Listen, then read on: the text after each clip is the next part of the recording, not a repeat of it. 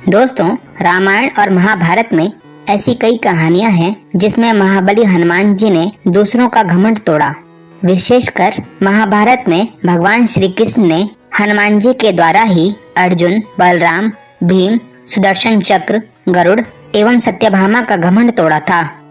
रामायण के बाद उनके बल का वर्णन करते हुए भगवान श्री राम जी कहते हैं कि यद्यपि रावण की सेना में स्वयं रावण, कुंभकर्ण एवं मेघनाद जैसे कई वीर थे और हमारी सेना में भी स्वयं मैं, लक्ष्मण, जामवंत, सुग्रीव, विभीषण एवं अंगद जैसे योद्धा थे, किंतु इन सब में से कोई भी हनुमान के बल की समानता नहीं कर सकता।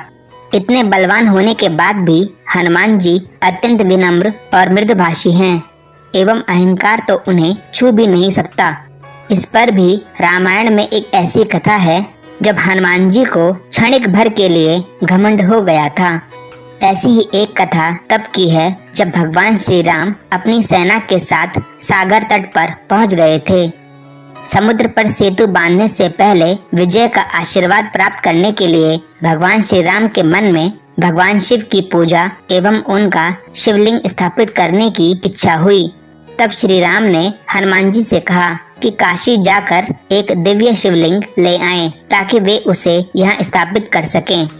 श्री राम की आज्ञा मिलते ही हनुमान जी तीव्र गति से काशी पहुँचे और एक दिव्य शिवलिंग लेकर वापस आ गए।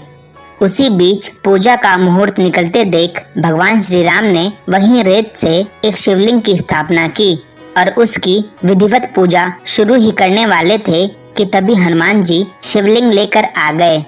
जब हनुमान जी ने देखा कि श्री राम ने किसी और शिवलिंग की स्थापना कर ली है तो वे बड़े दुखी हुए। उन्होंने श्री राम से कहा कि हे प्रभु, आपके आदेश पर मैं इतना श्रम करके काशी से यह शिवलिंग लाया हूँ और आपने किसी और शिवलिंग की स्थापना कर ली। ये शिवलिंग भी तो केवल बालों का बना है, इसी कारण ये अधिक समय तक नहीं टिक पाएगा, जबकि मैं पाषाण से बना शिवलिंग लेकर आया हूँ। इस पर भगवान श्री राम ने कहा, हे हनुमान, इसमें दुखी होने की कोई बात नहीं है, किंतु यदि तुम्हारी इच्छा हो तो इस शिवलिंग को हटाकर तुम अपने शिवलिंग की स्थापना कर दो। यदि तुम ऐसा कर सके तो हम तुम्हारे ही शिवलिंग की पूजा करेंगे। इस पर हनुमान जी ने सोचा कि उनके एक प्रहार से तो पर्वत भी टूट कर गिर जाते हैं, फिर ये रेत से बना शिवलिंग क्या चीज है। इस अहंकार की भावना से हनुमान जी उस शिवलिंग को हटाने का प्रयास करने लगे, किंतु आश्चर्य की बात ये थी कि पर्वत को भी उखाड़ देने वाले हनुमान जी उस रेत के शिवलिंग को थोड़ा भी न हिला सके। उस शिवलिंग को उखाड़ने के प्रयास में उन्हें एक जोर का झटका लगा और हनुमान जी वहां से 20 योजन दूर गंधमादन पर्वत पर जा गिरे और अचेत हो गए। जब उनकी चेतना वापस आई तो उन्हें अपने किए पर बड़ा पछतावा हुआ। वे वापस आए और महादेव के उस शिवलिंग एवं श्री राम से क्षमा मांगी।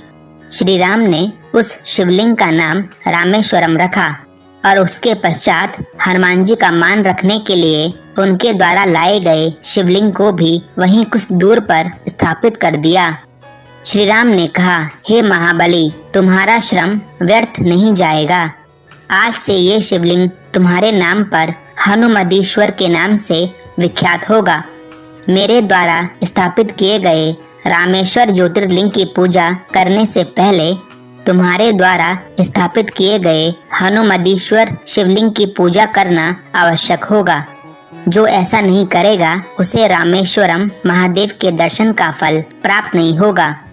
आज भी जो यात्री रामेश्वरम के दर्शन करने को जाते हैं वे पहले हनुमदीश्वर महादेव के दर्शन अवश्य करते हैं। तो दोस्तों, इस वीडियो में इतना